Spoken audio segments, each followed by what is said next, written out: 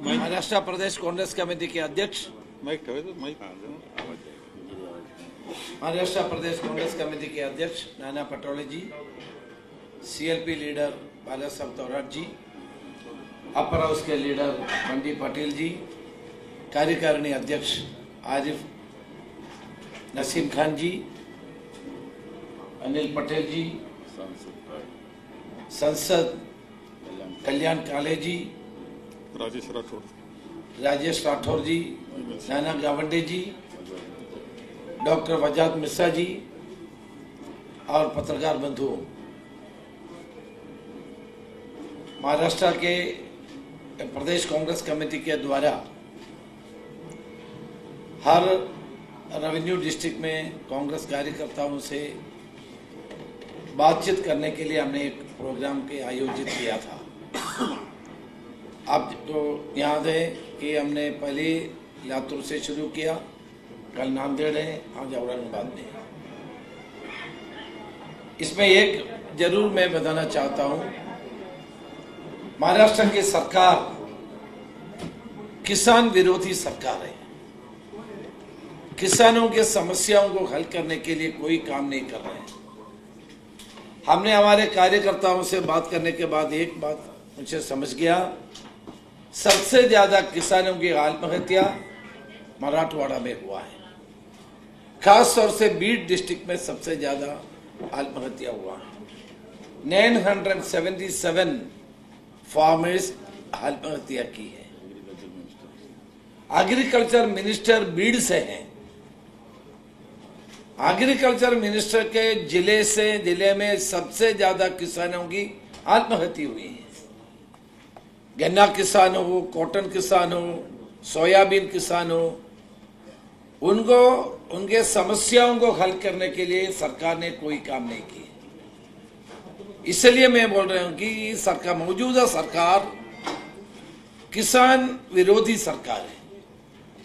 उन्होंने बड़े बड़े वायदा दिए थे, लेकिन ये वादे पूरा नहीं किए। किसान के समस्याओं को हल करने के लिए केंद्रीय सरकार ने भी कुछ नहीं किया।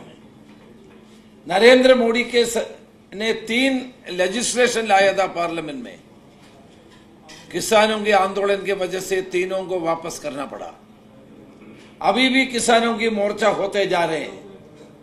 केंद्रीय सरकार के द्वारा भी किसानों को कोई समाधान करने का, उनका समस्याओं को हल करने का कोई कदम नहीं है। क्यों केंद्रीय सरकार और प्रदेश सरकार पूरी तरह किसानों को भूल गया है। देखिए, केवल किसानों की बात नहीं है। कल हम लोग बहुत सारे युवा लोग हम लोगों से मिले। अनएम्प्लॉयमेंट सबसे ज्यादा होते जा रहे महाराष्ट्र में। महाराष्ट्र में आजकल कोई नया कारखाना नहीं खोल रहे, कोई पद्धति नहीं है। नौजवान कहां जाएंगे? सारे जो भी हमारे कांग्रेस के जमाने में हो रहे थे, सब गुजरात के ओर लेके जा रहे हैं। महाराष्ट्र का उपेक्षित होते जा रहे हैं। किसके लिए? गुजरात के लिए। इंडिया के फाइनेंशियल कैपिटल है मुंबई, इंडिया की फाइनेंशियल कैपिटल है महाराष्ट्र। लेकिन महाराष्ट्र की भलाई के लिए, इसमें प्रदेश की प्रगति के लिए केंद्रीय सरकार और प्रदेश की सरकार ने कोई काम नहीं कर रहे। जहां भी कुछ होना था वो भी नहीं हो रहे। और जो नए नए पूंजी लगाने की बात आते तो वो पूंजी पूरा गुजरात में हो रहे हैं। मुझे पता नहीं है महाराष्ट्र को क्यों इससे उपेक्षित कर रहे हैं। इसलिए महाराष्ट्र की जनता इसके बारे में बड़ा चिंतित है। सरकार इसके बारे में कोई समाधान नहीं दे रहे हैं। लेकिन सरकार अभी जो पुराना योजना है उसको दोबारा चुनाव की वजह से बताना चाहते हैं लोगों के सामने। जो नया लोग जो योजना चालू करते हैं केवल चुनाव की वजह से है। उनके कोई सिंसियरिटी नहीं है, कोई लागू करने के लिए कोई प्लान नहीं है, कुछ भी नहीं है। लोकसभा के चुनाव में जो हार पाया उसके वजह से उन्होंने लोगों को गुमराह करने के लिए नया नया योजना के बारे में बताते हैं। मैं स्पष्ट करना चाहता हूं, ये नया वादा से कुछ नहीं होने वाले हैं। महाराष्ट्र के जनता सत्ता बदलने के लिए तैयार बैठे हैं। लोगों की भावना महा विकास आघाड़ी के पक्ष में है। ये हमने अभी 2 हमारे रेवेन्यू डिस्ट्रिक्ट में जब किए थे, उनका भावना हम लोगों को मालूम हुआ है। बाकी अब प्रदेश कांग्रेस कमेटी के अध्यक्ष आपसे एक बात करेंगे।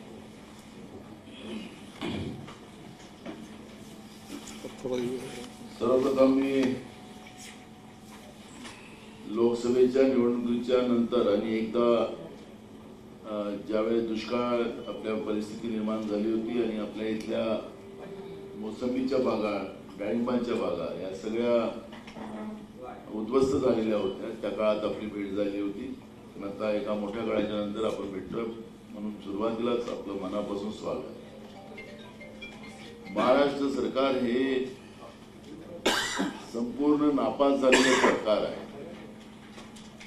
आणि आता नापास झालेलं सरकार ज्याप्रमाणे 2019 मध्ये देवेंद्र फडणवीसांनी खोटे आश्वासन देऊन मग त्याच्यामध्ये पोलीस पाटील असेल, त्याच्यामध्ये होमगार्ड असेल, आमचे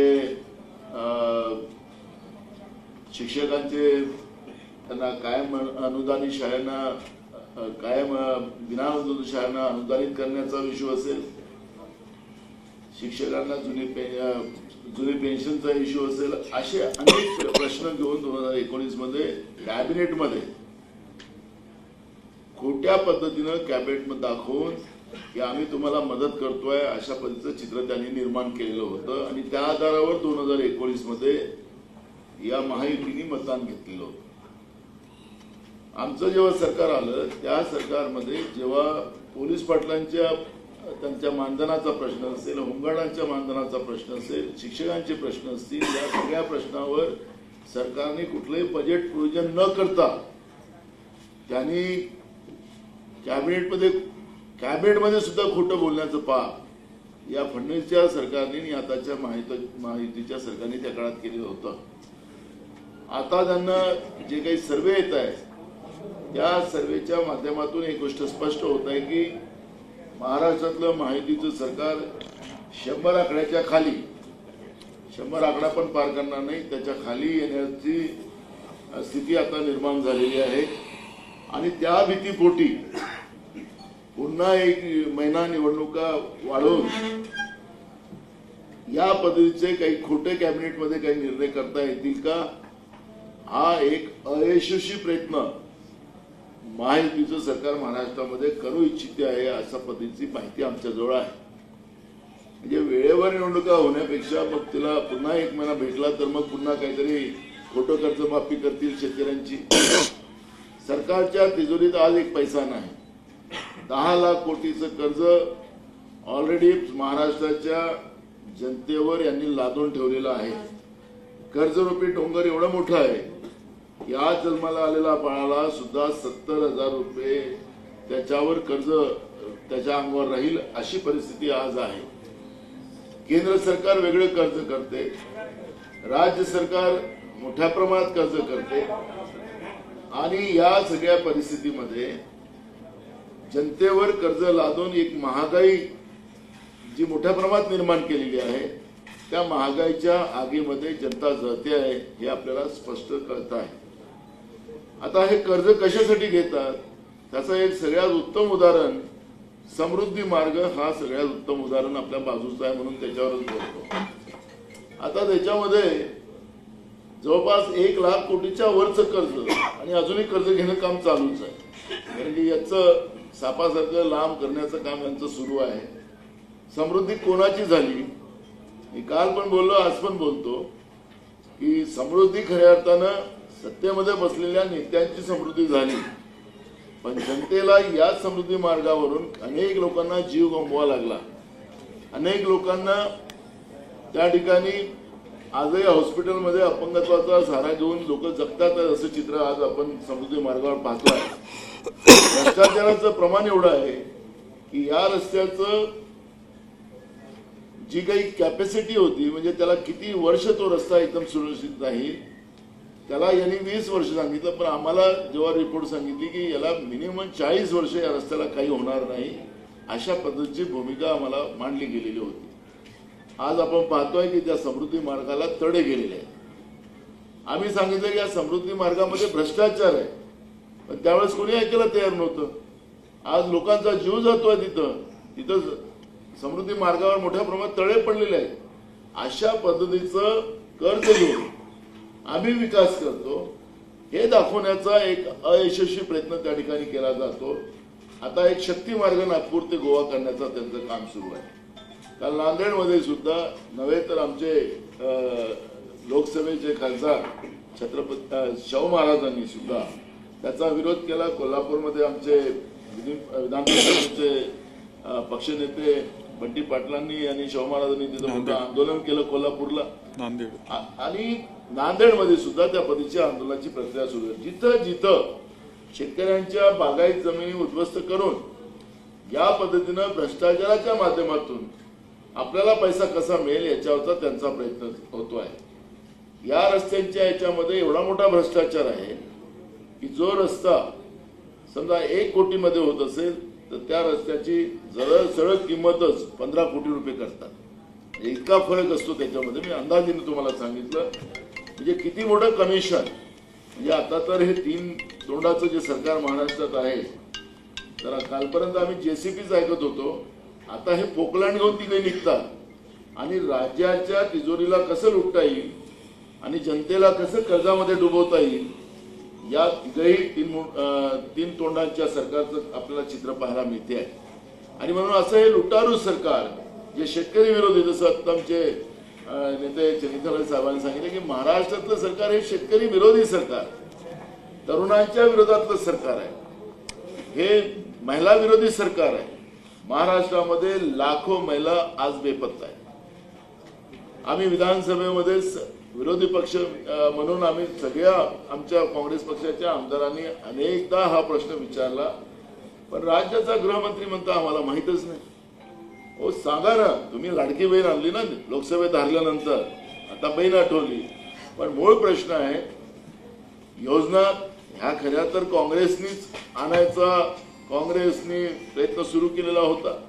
आम्ही कर्नाटकमध्ये आमचं सरकार आलं, त्या ठिकाणी राहुल गांधीजींनी जे वचन त्या तिथल्या कर्नाटकच्या जनतेला दिलं त्याच्यामध्ये महालक्ष्मी योजनाच्या माध्यमातून याच्यापेक्षा जास्त पैसे आम्ही तिथं देतो आहे. आमच्या बहिणींसाठी, आमच्या आयांसाठी अनेक योजना आम्ही सुरू केलेल्या आहेत. आपण पाहिलं असेल की आज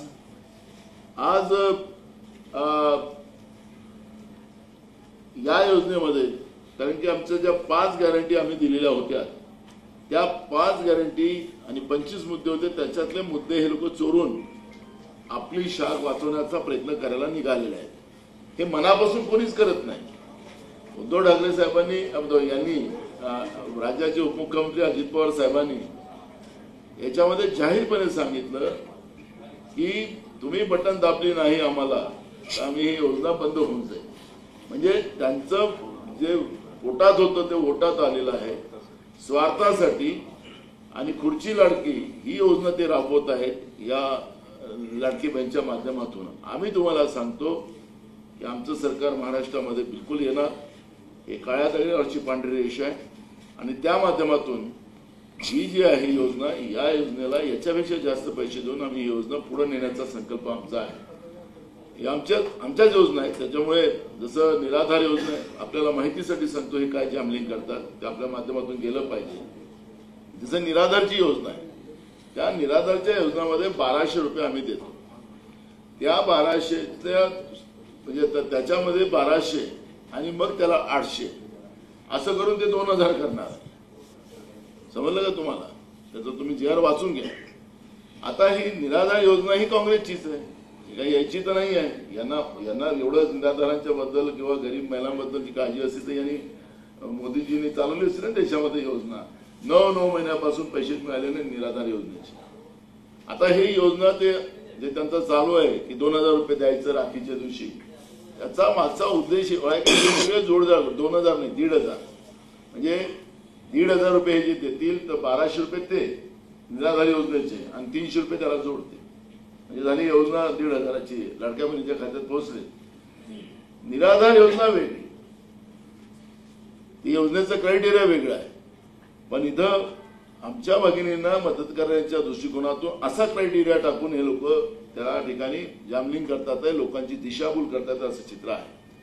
त्यामुळे लाडक्या बहिणीचं या योजनेचा आम्हाला विरोध नाही, आम्ही स्वागतच करतो, मिळालंच पाहिजे. पण आमच्या भगिनींना लाईटचे बिल कमी आले पाहिजेत, महागाई कमी झाली पाहिजे, त्यांच्या हाताला त्यांच्या मुलाबाळांच्या हाताला काम मिळालं पाहिजे, ही काळजी आम्हाला आहे.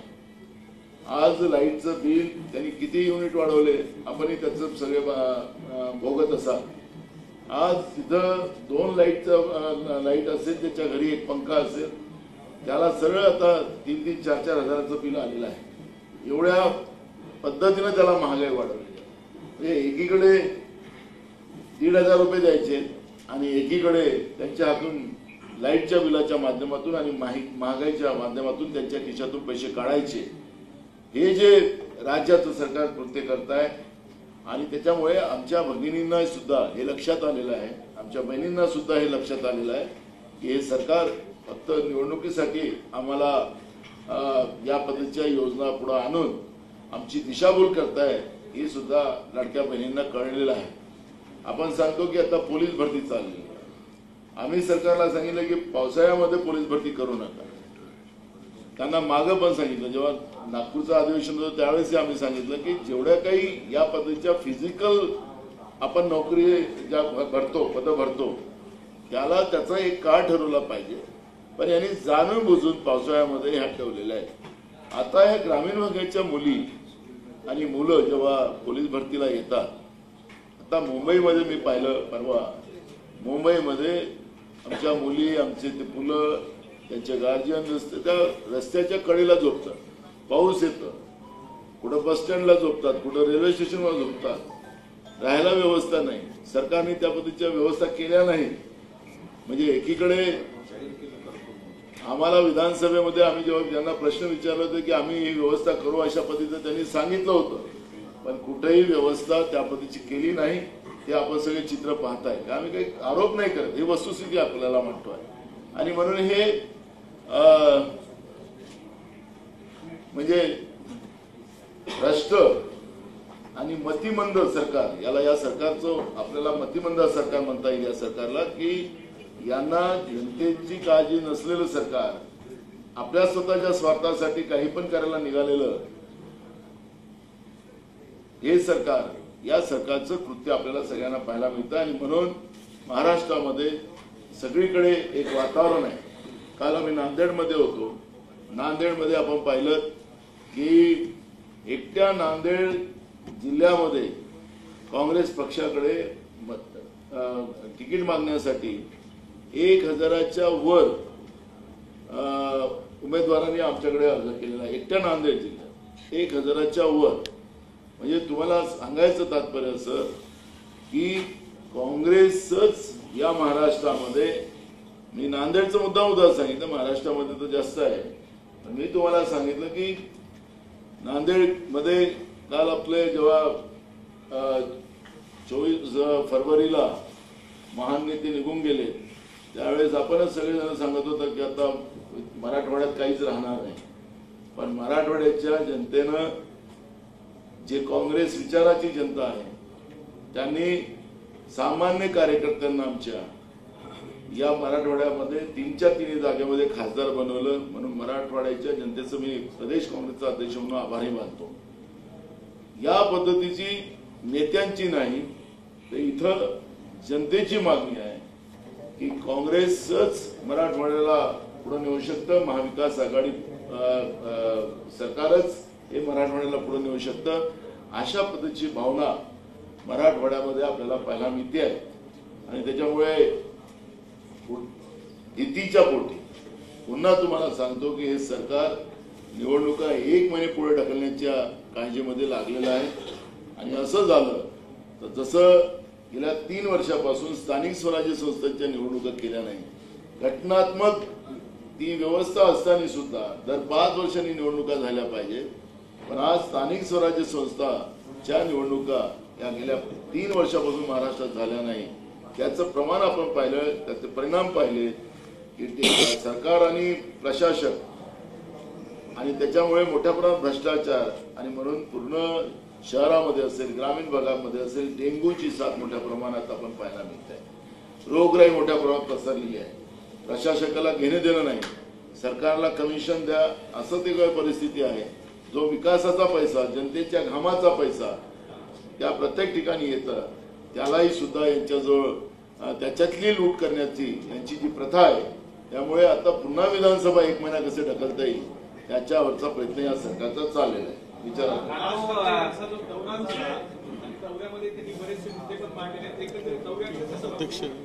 कोणाचे आम्ही कुठली प्रतिक्रिया देत नाही त्याच्यावर. मराठी करून आम्ही 288 जागा आम्ही महाविकास आघाडी म्हणून लढतो आहे. त्याच्यामुळे ते सांगितलं ना, आम्ही वेगळं काही सांगत नाही. 288 सांगितलं ना. काय म्हटलं तुम्हाला, आम्ही 288 जागा लढतो. महाविकास आघाडी म्हणून लढतोय आम्ही. काँग्रेसने राज्यात उमेदवारांची निवड सुरू केली का? बिलकुल झाले. आता फॉर्म आले, लास्ट डेट होती 10 तारखेला. 12 पासून आता आजपासून आम्ही सर्वे पण चालू करतोय प्रत्येक विधानसभेचा आलेल्या उमेदवारांचा. आणि मग त्याच्यातून 1 महिन्यामध्ये म्हणजे आमचा प्रयत्न आहे की आता हेच आता मी तुम्हाला सांगितलं 1 महिना पुन्हा निवडणूक पुढे ढकलली गेली, अजून ते सगळे प्रॉब्लेम आहे. पण 15 दिवसाच्या आत जसं लोकसभेला आम्ही निर्णय घेतले होते तसं आमचा प्रयत्न आहे की 15 दिवसाच्या आत आमच्या उमेदवाराची घोषणा आम्ही करू. प्रचंड ओघ आहे तुम्ही म्हणाले, पण तुम्ही जे अंतर्गत सर्वे केला होता त्यामध्ये महाराष्ट्रातल्या 21 आमदारांची कामगिरी ही खराब असल्याचं कळतंय आणि त्या आमदारांना तिकीट मिळणार नाही असंही सांगितलं जाते आणि हे तुम्हाला वरून पण सूचना आल्या असं कळतंय. काय त्याच्यावर अजून आमदारांच्या बाबतचं जे आहे, आता आमचा सर्वे मी तुम्हाला सांगितलं की आता मतदारसंघानिहाय सर्वे आमचा चालू होत आहे उद्यापासून. त्याच्यामध्ये असं कुठलाही अजून आमदारांच्या बद्दलचा रिपोर्ट आलेला नाही. आता आम्ही जो सर्वे करू त्याच्यामध्ये जो रिपोर्ट येईल आणि जिथं आमचा आमदार जिथं कमी पडत असेल तर तिथं नवीन चेहऱ्याला तिकीट दिले जाईल. साहेब लोकसभेसाठी महाविकास आघाडी निवडणूक लढवतो सांगताय तुम्ही, महाविकास आघाडी म्हणून निवडणूक लढवतो असं सांगताय. दुसरीकडे संजय राऊत महाविकास आघाडीचा चेहरा मुख्यमंत्री पदाचा उद्धव ठाकरे आहे असं सांगताय. मला असं वाटतं नाही, खासदार बाळूमामा यांनी असं सांगितलंय की उद्धव अरे एवढं उत्तर येऊ दे ना. मुख्यमंत्री तुमचे खासदार म्हणतात उद्धव ठाकरे. मी आपल्याला सांगतो, मी असो, शरद पवार साहेब असतील किंवा उद्धव ठाकरे साहेब असतील, यांनी असं वक्तव्य केलं असेल तर असं दाखवा. नाना पटोले असेल, बाळासाहेब थोरात असतील किंवा शरद पवार साहेब असतील किंवा उद्धव ठाकरे साहेब असतील, ऐका ना माझं, मी तुम्हाला साधं सांग. तर यांनी सांगितलं असेल की आम्ही मुख्यमंत्री होतो असं सांगितलं असेल तर असं कुठं रेकॉर्डला असं दाखवा. हे चालत राहणार. हे या गोष्टीला काही हे नाही. आमचं तिघांचं एकमत आहे आणि महाविकास आघाडी म्हणून आम्ही जाऊ, कारण की महाराष्ट्रातलं भ्रष्ट, महाराष्ट्राचा धर्म विकणारा, छत्रपती शिवाजी महाराजांच्या विचाराला मातीत गाडणाऱ्या या महायुतीला आम्ही जमीन गाडण्याचा आमचा प्रयत्न आहे. त्यामुळे मुख्यमंत्री पद हे त्याच्यापेक्षा महाराष्ट्रातली अस्मिता आणि महाराष्ट्राचा धर्म वाचवणं हे आमचं काम आहे. त्यामुळे मुख्यमंत्री पद हा नंतरचा विषय आहे, पहिला आमचा विषय नाही. ही आम्ही सांगितलं ना, मी हे केलं. उद्धव ठाकरे साहेबांनी असं सांगितलं असेल तर तुम्ही सांगा मला, मग त्याच्याचं उत्तर असेल. या शरद पवार साहेबांनी सांगितलं का, नाना पटोले किंवा बाळासाहेबांनी सांगितलं असेल तसं सांगा. जेव्हा आम्ही कुणीच बोललो नाही याच्या विषयावर, आम्ही महाविकास आघाडी म्हणतोय, तर तुम्ही कशाला प्रश्न करा? जनतेच्या प्रश्नापेक्षा त्यावर उद्धव ठाकरे सांगत नाही ना. आज आमदार साहेब दुसरा प्रश्न घ्या. लोकसभा एक सभा 21 खासदार आहेत. बाळूमामा आहेत, ते म्हणतायत की उत्तर प्रदेशचे खासदार काँग्रेसचे बाळूमामा आहेत. बाळूमामा हे म्हणतायत हो साहेब, लोकसभा आणि विधान परिषद मध्ये मुस्लिम समाजाला उमेदवारी दिली गेली नाही. तमाम मुस्लिम समाज तुमच्याशी नाराज आहे. काय म्हणणार तुम्ही याबद्दल? कोणी सांगितलं? दोन एमएलसी होते मुस्लिम समाजाचे, एक प्रश्न होऊन द्या. त्याबद्दल तुम्ही काय म्हणणार? तुम्हाला आता मीडियामध्ये तुम्ही, मला वाटतं तुम्ही एखाद्या पॉलिटिशियन सारखं प्रश्न विचारला म्हणून मी तुम्ही मुसलमान नाराज आहे असं तुम्ही मला सांगितलं. असं कुठलीही नाराजी नाहीये. दुसरं महत्वाचा प्रश्न असा आहे की आज परवा त्यांनी जो वक्फ बोर्डाचा जे बिल आणलं लोकसभेमध्ये, हिंदू असो, मुस्लिम असो, शीख असो, ईसाई असो, जी आमच्या देशाची परंपरा आहे त्याला आमच्या संविधानामध्ये सुरक्षा आहे. संविधानामध्ये कोणाचंही सरकार आलं, कोणी काही आपल्या पद्धतीने करेल असं नाही होऊ शकत. पण मुस्लिमांच्या धार्मिक व्यवस्थेवर आघात करण्याचं बिल नरेंद्र मोदीच्या सरकारने जेव्हा लोकसभेमध्ये आणलं आणि मुस्लिमांची धार्मिक जे आस्था आहे आणि जे त्याचं संरक्षण आहे ते राहुल गांधीच्या नेतृत्वामध्ये त्या ठिकाणी सरकारला नामोहरम करावं लागलं. त्यांनी आणलेलं बिल ही संयुक्त समितीकडे, संसदीय समितीकडे पाठवावं लागलं. मूळ मुद्दा आहे की हे नुसत्या मुसलमानांच्याच विरोधात आहेत असं नाही. महाराष्ट्रामध्ये हिंदूंच्या सुद्धा देवस्थानाच्या जमिनी ताब्यात घेऊन सिद्धिविनायकची मंदिर असतील मुंबईचे, शिर्डीचे साईबाबाचं असतील, आमचं पंढरपूरचं मंदिर असेल, हे सगळ्याच्या सगळं फडणवीसच्या सरकारमध्ये शासनाच्या ताब्यात घेण्याचं काम झालं. त्यांचे तिथले पैसे जे आस्थेने दिले जाते, मी धार्मिक आस्था हा शब्द मुद्दाम जाणीवपूर्वक वापरला, त्यातल्या पैशाचं आम्ही, आमचं सरकार आल्यानंतर या सगळ्या देवस्थानांची झालेला पैसा खर्च झालेला, या पैशाची श्वेतपत्रिका आम्ही काढू आणि ज्या लोकांनी त्या पैशाचा मिसयूज केला, देवस्थानाच्या जमिनी आपल्या बगलबच्च्याला दिल्या, असे जे कोणी सापडतील त्यांना आम्ही जेलमध्ये पिसिंग सांगत होते ना फडणवीस, तसं पिसिंग करायला आम्ही लावू. कारण की हे संविधानाने अधिकार दिलाय. मुस्लिमाला असो, आमच्या हिंदूंना असो, आमच्या सिखांना असो, इसाईंना असो, हे सगळ्यांना हे धार्मिक अधिकार आम्हाला संविधानाने दिलेले आहेत. हे सगळे मी तुम्हाला सांगतो, उमेदवारी तुम्हाला सांगतो. ओके, आम्ही तुम्हाला ते राहिला उमेदवारीचा विषय, आमच्या सर्वेमध्ये जो कोणी असेल, जिथं मुसलमान नसेल, एकच असेल, पण त्याचं नाव लोकांमधून येत असेल तर त्यालाही आम्ही तिकीट देऊ. कारण की या निवडणुकीमध्ये आमचा क्रायटेरिया आहे. सध्या महाराष्ट्रामध्ये आरक्षणावरून, निवडणुकीच्या पार्श्वभूमीवर आरक्षणावर जोरदार वाद सुरू आहे. परवा राज ठाकरे इथं मराठवाड्यात येऊन गेले आणि ते म्हणाले की महाराष्ट्रामध्ये शरद पवार आणि उद्धव ठाकरे हेच निवडणुका डोळ्यासमोर ठेवून असे समाजामध्ये तेढ निर्माण आणि राजकारण करत आहे. आणि आता यावरून बघा, मला कोणावर प्रतिक्रिया द्यायची नाही, पण मी तुम्हाला सांगतो की जेव्हा सर्वपक्षीय मीटिंग याच्यावरची झाली होती एकनाथ शिंदे साहेबांकडे, आम्ही सगळेजण तिथं होतो. त्या मीटिंगमध्ये आम्ही सगळ्यांनी त्या ठिकाणी सांगितलं होतं की महाराष्ट्रामध्ये या पद्धतीचा तणाव निर्माण होणं शाहू फुले आंबेडकरांच्या महाराष्ट्रामध्ये हे काही बरोबर नाही. ज्या शाहू महाराजांनी आरक्षणाची व्यवस्था देशामध्ये निर्माण केली, त्या शाहू महाराजांच्या कर्मभूमीमध्ये आणि जन्मभूमीमध्ये हे पाप होत आहे, हे चुकीचं आहे. आणि म्हणून हे सरकार म्हणून तुम्ही थांबवा, आम्ही तुमच्या पाठीशी आहोत. एक मिनिट, तुम्हाला आता दार उघडलं ना, त्याला मी मारूनच टाकेल. प्रेस आहे चाललेलं, काय चाललेलं कळायलाच करा नाही तुम्हा लोकांना.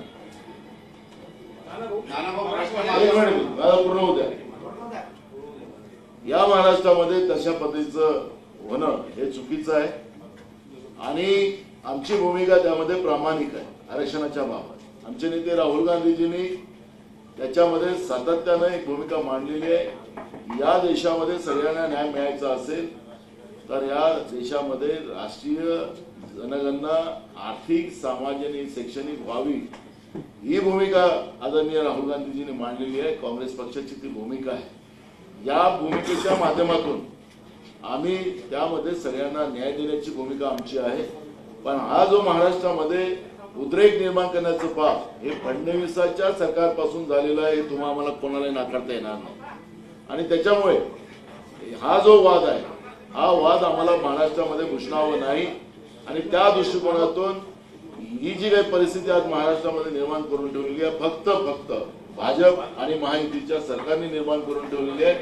त्याला कुठलाही वेगळं कारण देण्याचं कारण नाही. बोर्डाचा प्रश्न आहे माझा. एकदम बाहेरच माझा वक्फ बोर्डाचा प्रश्न आहे. वक्फ बोर्डाचं जे नवीन बिल आहे त्याच्याबद्दल काय ओके. पत्रकार परिषद आहे का काय आहे? अरे क्या कर रहे हैं? वक्फ बोर्डावर अरे बंद करो यार. अरे बंद What are you doing there? करो.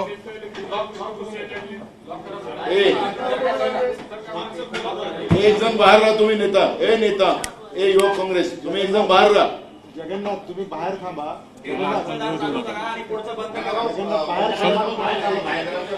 तुम्ही समजून सांगायला बाहेर थांबा. ही आमची भूमिका आपली मांडलेली. मात्र अजित पवार आता मालेगावात गेले असतात. त्यांनी असं म्हटलेलं आहे की केंद्राचे असू दे का राज्याचे असू दे, कुठल्याही धर्माच्या मंदिराच्या बाबतीत असं बिल आलं तर आम्ही जग जाहीर त्याला विरोध करू, अन्याय होऊ देणार.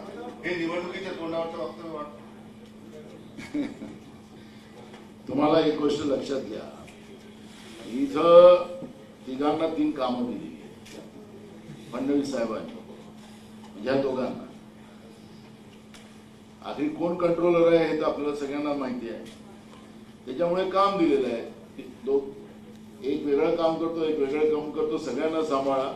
आम्ही आता कोणाचे कोणते चेहरे आहेत आपल्या लक्षात येतातच. त्यामुळे या थोतांडला कोण ऐकणार? माणूस त्याच्यासोबत बसलेला आहे, तुम्ही बसलेला आहात, त्या विचाराशी तुम्ही आपल्याला समर्पित केलेलं आहे आणि सत्तेमध्ये आहात. तुम्हाला ही लाईन घेता येणार नाही ना. तुमचे एक खासदार होता, त्या खासदारांनी समर्थन केलेलं आहे लोकसभेमध्ये, म्हणजे ज्यावेळेस हे चालू होतं. त्यामुळे असा विचार होता येत नाही ना. खुर्चीवर बसून जी काही विचाराची व्यवस्था असेल ते सांगावं लागणार आहे. रस्त्यावर तर कोणी काही बोलू शकतं. अजित पवारच्या खासदारांनी बिलाला सपोर्ट केलेला आहे. अजून बिल आलेलं नाहीये, पण सपोर्ट केला. मला तिथं तेच होतच ना, त्यांच्या बाजूलाच बसले होते ना. विरोध नाही. शेतकऱ्यांनी आत्महत्या केल्या, अजून त्यांना युती सरकारने मदत केली नाही. सरकार नवीन घोषणा करताय वेगळ्या, पण मदत करत नाही. सरकार शेतविरोधी आहे. बिलकुल आहे. मी मगाशी सांगताना तुम्हाला सांगितलं की आपल्या फळबागा सगळ्या उद्ध्वस्त झाल्या. मी स्वतः त्या ठिकाणी बागावर गेलो. अजूनपर्यंत सरकारने मदत केली नाही. मागचं 2 वर्षाच्या पहिल्याचं झालं नुकसानाची भरपाई केली नाही, आताचं पण भरपाई करत नाही. आणि सरकार घोषणावर घोषणा करते. आणि एकनाथ शिंदे इकडे येतात आणि लोक विधानसभेत सांगतात की आम्ही शेतकऱ्यांच्या पाठीशी उभा आहोत. अहो उभा आहे काय? फक्त पैशाची घोषणा करतात, पैसेच नाही. शेतकऱ्यांना पैसे मिळाले नाहीत हे म्हणतात की आम्ही पैसे दिले, आणि खोटे आकडे सांगतात. मी त्यांना विचारलं आम्ही सरकारला की तुम्ही सांगा की मग आत्महत्या का वाढतात? त्याचं उत्तर सरकारजवळ नाही.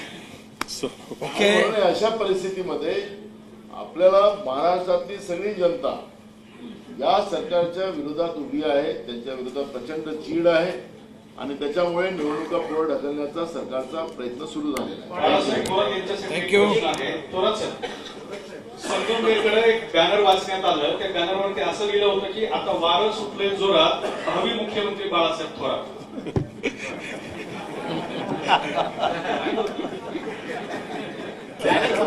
तसं मुख्यमंत्री पदाचे दावेदारांचं वारं सुटलेलं आहे. त्यामुळं मगाशी चर्चा झाली की शेवटी प्रमुख माणूस काय बोलतो याला महत्व असतं. कार्यकर्ते असतात, उत्साह असतो. जसा मुंबईला दिसला तसा इथे दिसतो, तसा संगमेरला दिसेल, महाराष्ट्रात दिसेल. शेवटी आम्ही जे प्रमुख आहोत हे आम्ही सांगतो की जो मुख्यमंत्री होईल तो महाविकास आघाडीचा होईल. हे तर स्पष्टपणे आता अध्यक्षांनी सांगितलं. वेगळं काय आम्ही प्रत्येक वेळेस त्याचा खुलासा केला पाहिजे असं नाही. मोदी शहा आणि फडणवीस यांनी महाराष्ट्राच्या राजकारणाचं डम्पिंग ग्राउंड केलेलं आहे. महाराष्ट्राच्या राजकारणाचं डम्पिंग ग्राउंड झालेलं आहे. मोदी शहा आणि फडणवीस यांनी महाराष्ट्राच्या राजकारणाचं डम्पिंग ग्राउंड केल्याचा आरोप संजय राऊत यांनी केला. आहेच ना, डम्पिंग ग्राउंड झालंच आहे. दुर्गंधी सुटायला लागली. कारण विचाराचं महाराष्ट्रातला विचार जो शाहू फुले आंबेडकरांचा होता तोच विचारच या सरकारने संपवलेला आहे. हा द्वेष एकमेकाच्या बद्दलचा आम्ही पाहतोय समाजामध्ये, हा महाराष्ट्रात कधी नव्हता. म्हणून विरोधी पक्षनेत्यांनी म्हटलं की त्याचा आता वास दुर्गंधी यायला सुरू झालेली आहे. तर हे खरी आहे. आखरी महाराष्ट्राने कधीच पाहिलं नाही हो. आपण एवढे वर्ष या महाराष्ट्राच्या भूमीवर जन्माला आल्यानंतर आम्हाला वाटत होतं की आपण सगळ्या सुख्या कुठं काय व्हायचं होईल. महाराष्ट्रामध्ये या पद्धतीचा धर्मात जातीत तणाव होणार नाही. पण हे पहिल्यांदा महाराष्ट्रामध्ये होत आहे. त्यामुळे डम्पिंग ग्राउंड नाही, त्याला दुर्गंधी सुरू झालेली आहे.